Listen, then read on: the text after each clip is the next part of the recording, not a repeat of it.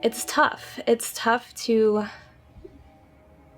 do that family work sometimes, but we do try at Outpatient to re-engage the family members and the support persons and really help them understand what's going on now and help them understand for themselves what's going on. As a support person, as a family member, a mom, a dad, a brother, a sister, you're seeing your person sober, and it's kind of scary because it's not always what you expect.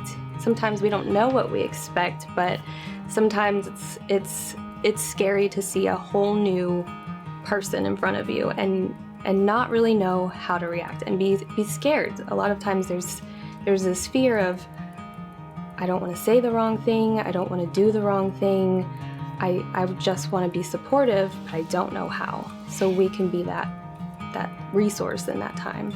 There's a dynamic that we can see as, third-party observers. We can see this newly sober client going back into their family system, their family routine, and they're rocking that whole system.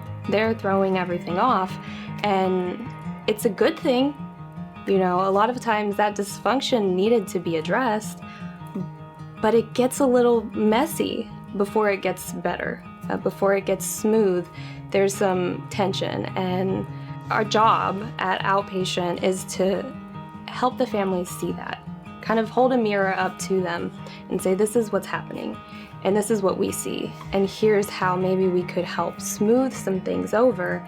A lot of times it's difficult, but it requires some participation on the family's part. What I like to do is I like to help families, help parents, whoever it might be, help them understand without judging, without placing any sort of blame on the dynamic. Just help them understand these dysfunctional patterns developed for a reason.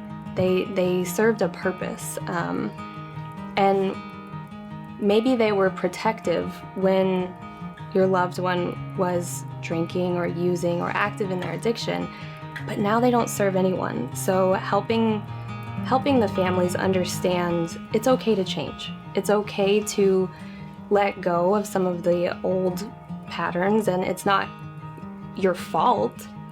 It's not anyone's fault to have created this, but it's part of the process of change is to get the families involved in restructuring. It's difficult to navigate that sort of redefining the roles in a family dynamic, and to help someone let go of control. Sometimes it's, as the identified addict or client, there's a lot of surrender that has to happen to even go into treatment, to even admit, okay, there's a problem here. So there's a lot of surrender and letting go of control and recognizing, I'm powerless over this, I need help. The families and support people also have to let go. And on the outpatient side of things, sometimes that's where that happens, is letting go of, you don't always know exactly the path that this recovery process will take. It's not a straight line.